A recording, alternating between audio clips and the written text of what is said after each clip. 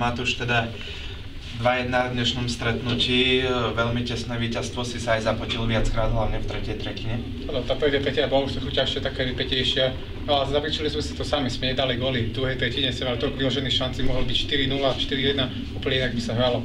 Ale chvála Bohu, sme to dobuchali do víťazného konca. To tabuľkové postavenie môže myliť, že Trnava je slabý super, celkom dobre hrali hostia. Tak aj keď sme hrali v Trnave, sme sa s nimi natrapili, prehrali sme 3-1, vyhrali sme to na 3-3, potom sa vsadli sme prehrali. Ja si myslím, že tabuľka nerozpráva o tom, ako sú jednotlivé týmy. Ja si myslím, že v prvej lige každé mužstvo je vyrovnané. Aj v celou prevízou sme sa trochu potrapili, takže či prvé, či posledný, vie sa vyhrať aj prehrať. V úplnom závere tam bol jeden sporný moment, hostia hrali powerplay, už sa zdalo, že ten puk bol v bráne a rozhodca rozpažil. Ako si to videl ty? Tak ja mám pocit, že sa to odrazilo do mňa, padlo za bránku, ale dôležitý rozhodca, on neuznal gól, videl to, bol za bránkou, takže taký bol verdikt a sme radi, že sme zvíťazili, máme 3 body. Fero, vyhrali ste 2-1 tvojim rozhodujúcim gólom. Ako hodnotíš dnešný duel? No, tak dnešný zápas bol dosť ťažký. To postavenie v tabulke nehovorí za všetko a potrapili nás dobre. Ako by si nám opísal tú gólovú situáciu, veľmi pekne si to tam obral, toho hráča Trnavy? No, tak videl som, že má dole hlavu, tak som spoza neho rýchlo zdvihol okejku a už som iba vystrelil. V záverečných minútach hostia veľmi zatlačili. Ako si ty videl tú záverečnú situáciu zo striedačky? Bol to gól alebo nebol gól? No, neviem vôbec. Ja som videl iba puk v bránkovisku a zrazu prešli hráči a už som nevidel, už bol iba za bránou. Ale podľa mňa... Výhra je doma 2-1, ale to tabulkové postavenie naozaj môže myliť. Trnava bola veľmi úžasným superom.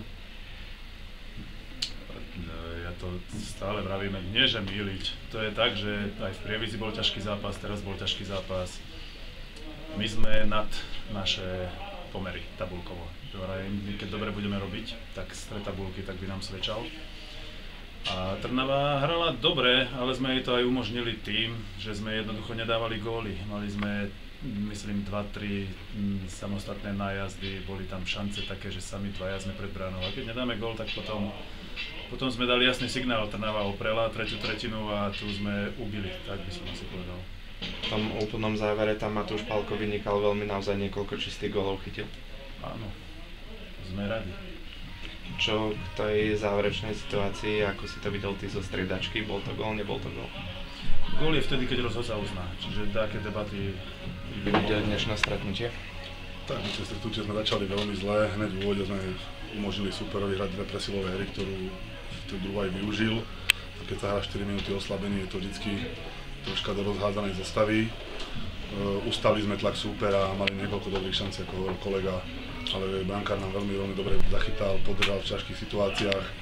V druhej tretine sme z breaku dali na 1-1.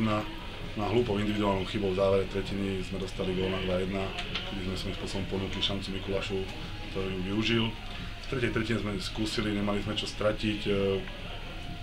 Troška sme sa viacej zakúsili do súpera, vytvorili sme si mnoho gólových príležitostí, ale keďže hrá sa na góly a nie na šance, a ten gól dal o jeden super viac, tak